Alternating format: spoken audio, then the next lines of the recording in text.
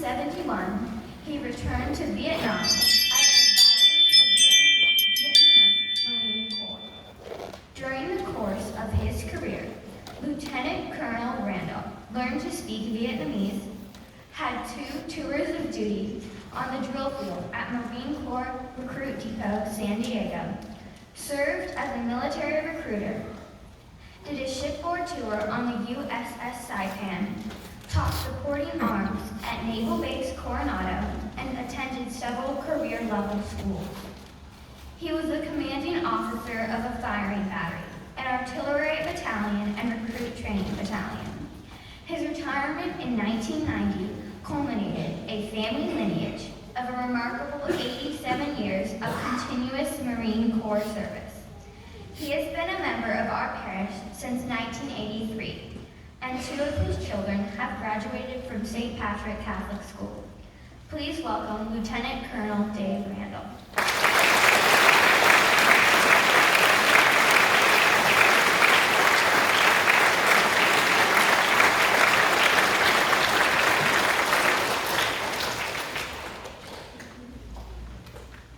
It's an extreme pleasure to be here today and in speaking with the principal, Lieutenant Colonel Denise Denson. This has been going on for 15 years. So I really think that the parish and the school, and most importantly, Lieutenant Colonel Denson, deserves a round of applause from all the veterans for what they've done for us.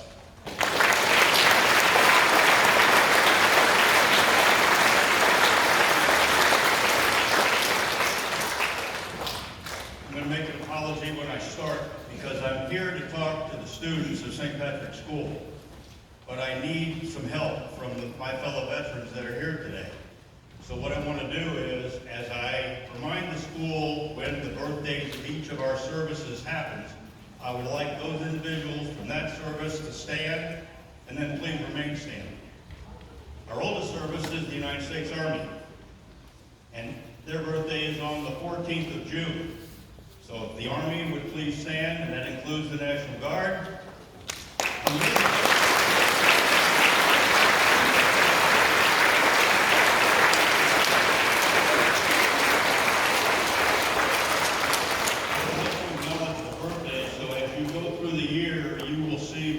Services were born. The United States Marine Corps, 10 November. Would the Marines please stand?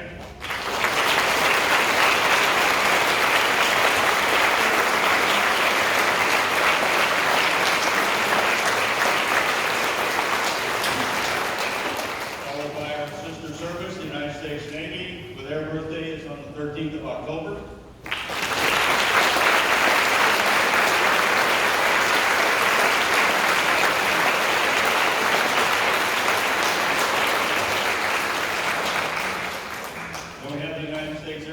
That came from the Air Corps, the Army Air Corps after World War II and became their own service, so their birthday is 13th would be the Coast Guard. While they belong to the Department of the Treasury, they actually are a military force that protect our coastline. So we have Coast Guard here that they were born, their birthday is the 14th of August.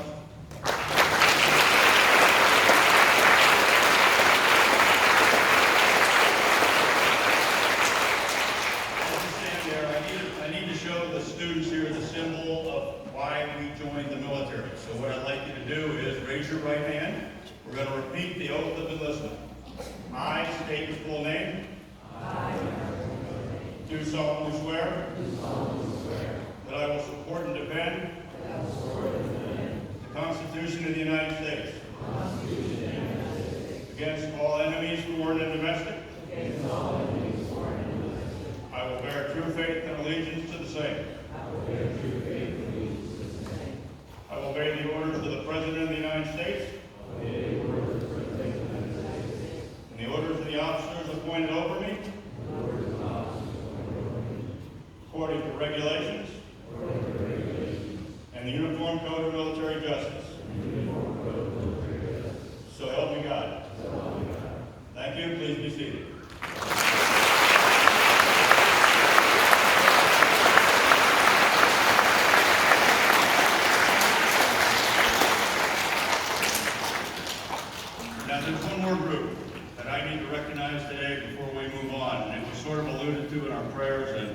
Father Frank mentioned. I would like the husbands, the wives, the spouses, and the children of all military veterans to please stand up.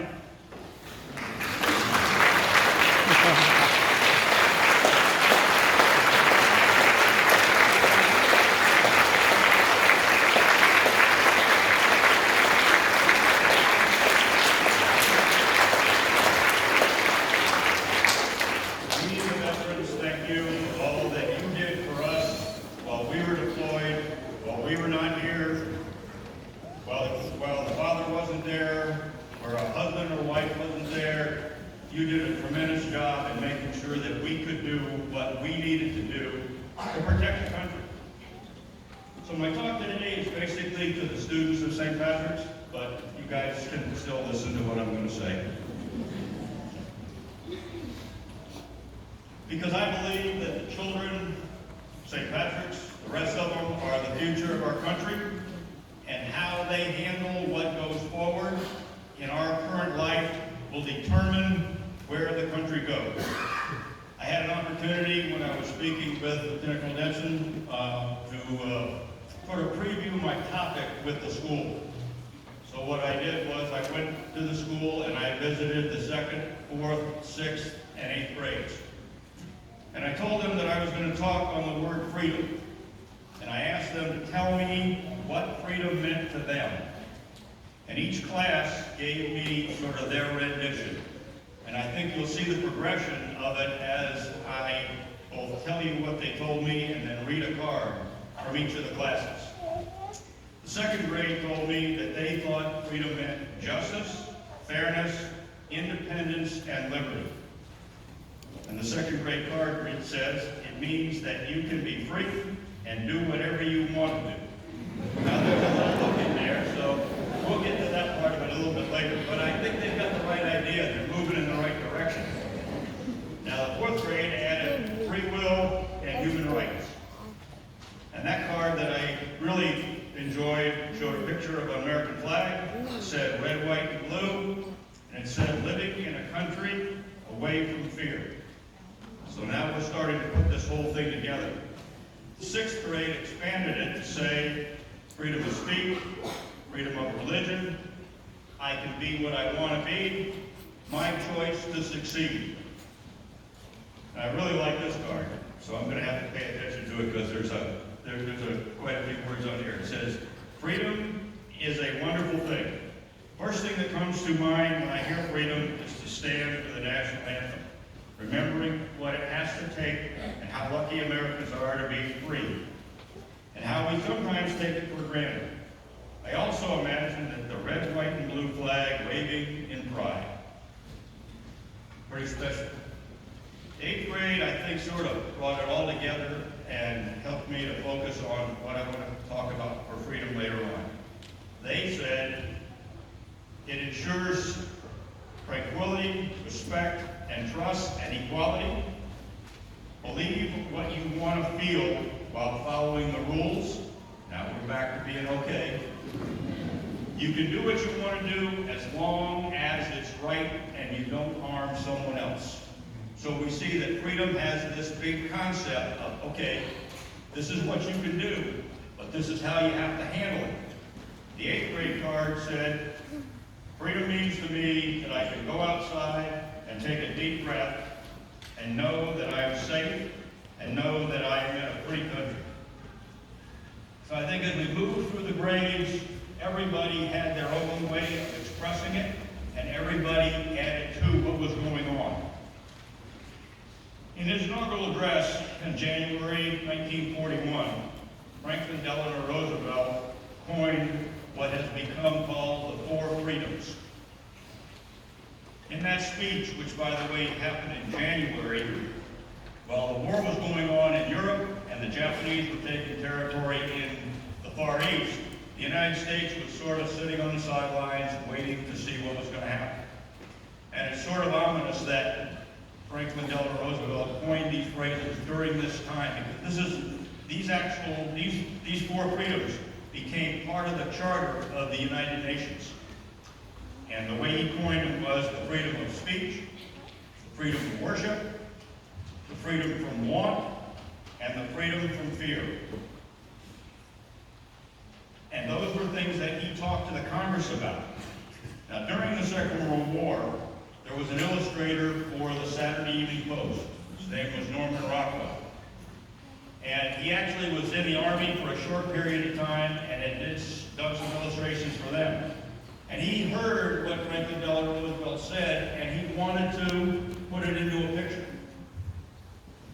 So he went to the editor and he said, this happened in the 1942-3 time frame. He said, I'd like to illustrate these 4 freedoms. And they're actually on display in the museum. If you ever get to Stockbridge, Massachusetts, they're spectacular. I was just there and had a chance to just see them. So it really tied into what I wanted to talk about today. His first picture, the freedom of speech, depicts a blue-collar worker standing in an audience of finely dressed people. Now, by finely dressed, it meant they had on coats, they had on ties, and he was speaking to this audience. And Rockwell liked to take other people's images when he did his paintings. And so he painted this individual to look very much like Abraham Lincoln. So you have a blue-collar worker exercising his freedom of speech in a group class where clearly that strata was a lot higher than he actually felt in the economic strata. Under freedom of religion, there's a picture that depicts several males, females, older people of different religions who are in a moment of prayer. And in the book, in the picture, you see a Torah, you see a crucifix, you see other things that Rockwell put into the picture to emphasize his point. The next was freedom from want. And this shows a large family sitting down to a table to enjoy a Thanksgiving feast. It shows the plenty that we have in the United States. It shows those kind of things that we cherish, and that family is a very important part of our life. The last one, freedom from fear, sort of took me back when I took a look at it. It shows a mother and a father in their child's bedroom, tucking him in for the evening as they go to sleep. And I looked at it and thought, freedom from fear.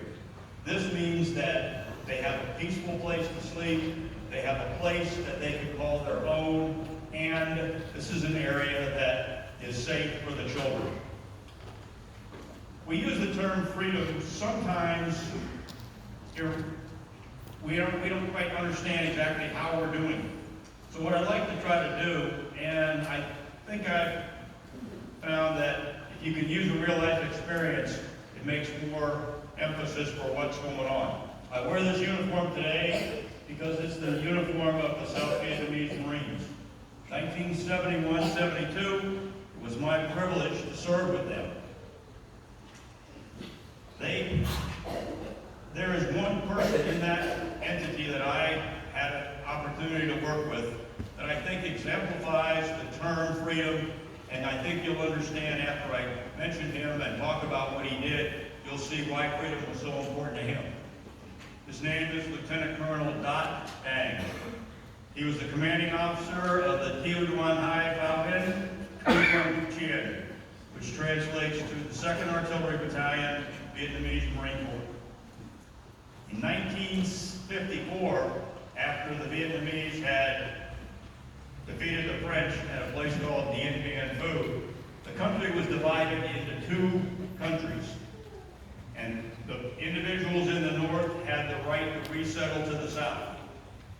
And in 1954, Colonel Dot, as a younger man, came south, as did many Catholics, many Buddhists, and most of the military that were up there, because they did not want to live under a communist regime.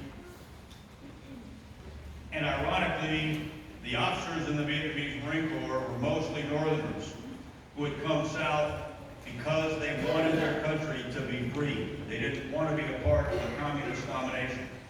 So for 11 years, and those veterans that are in here know we went on deployments and we came home.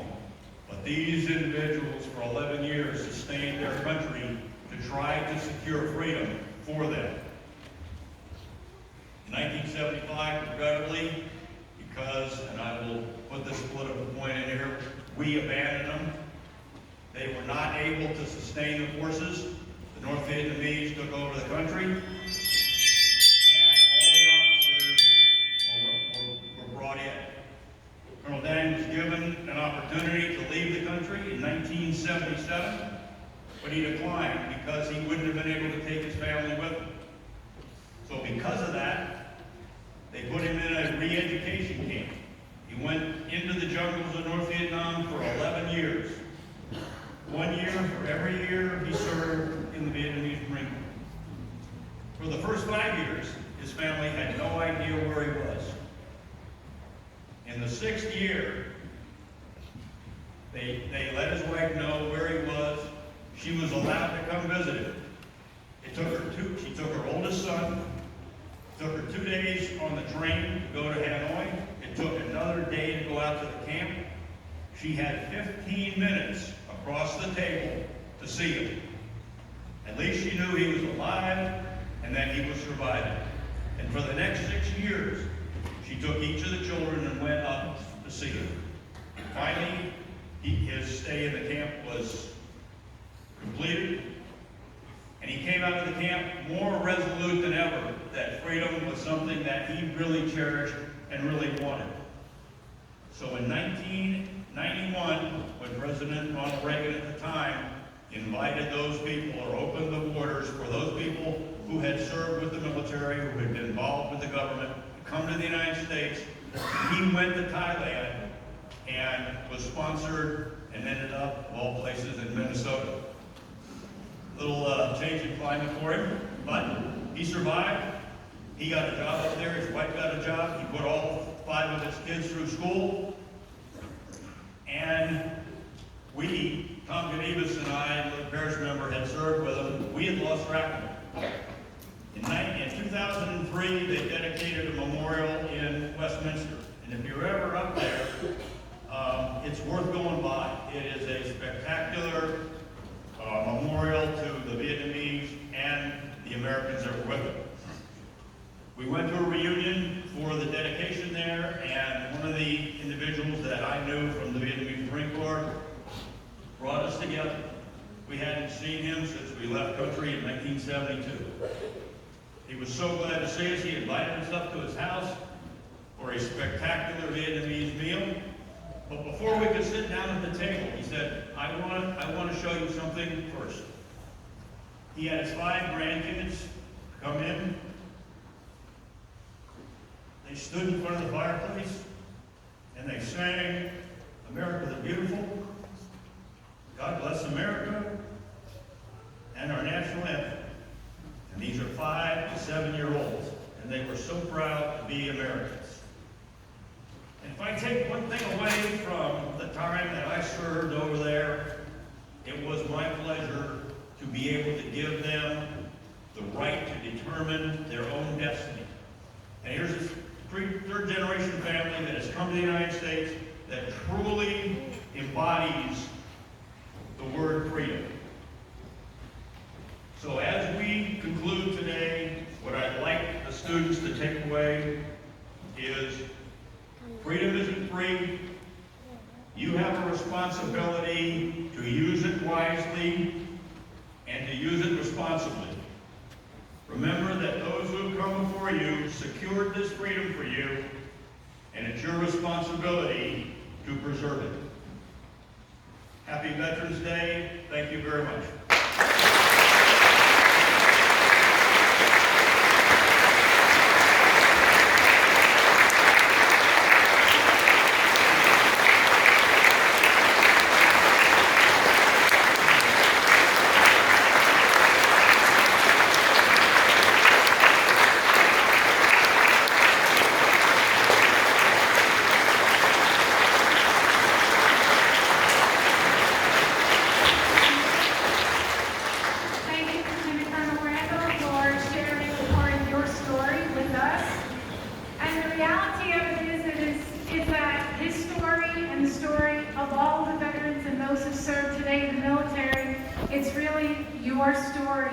Because you are the reason they serve.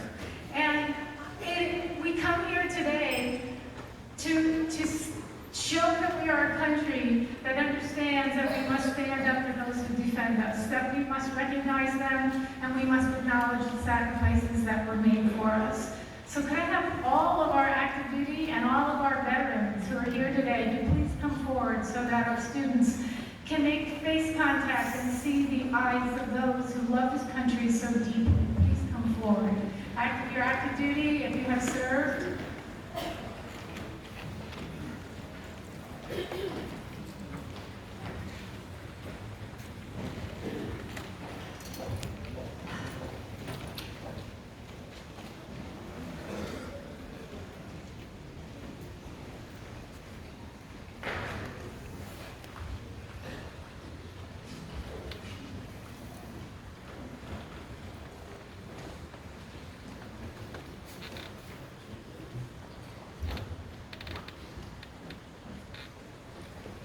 We thank you deeply, with much gratitude, for the sacrifices that you've made for all of us.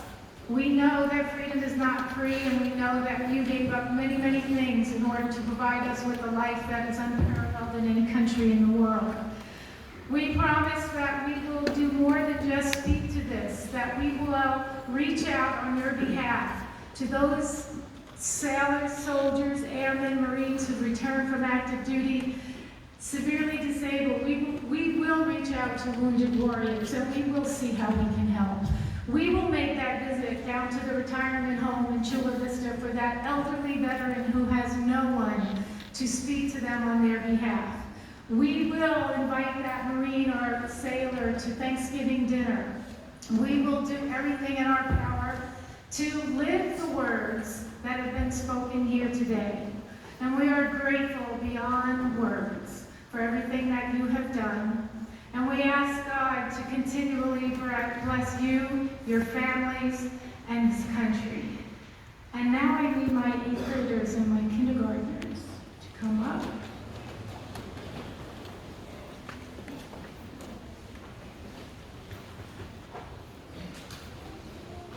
And now those who serve in a different way and who are the recipients of much sacrifices can meet these, that see the eyes and meet the people that have been responsible for their freedom.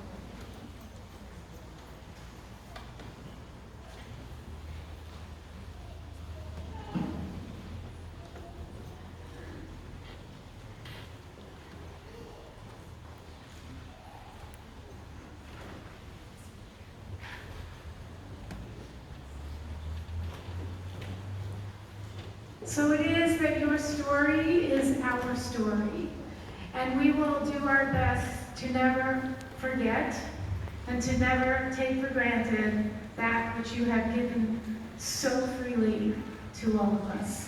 Thank you so much for your service. And God bless you.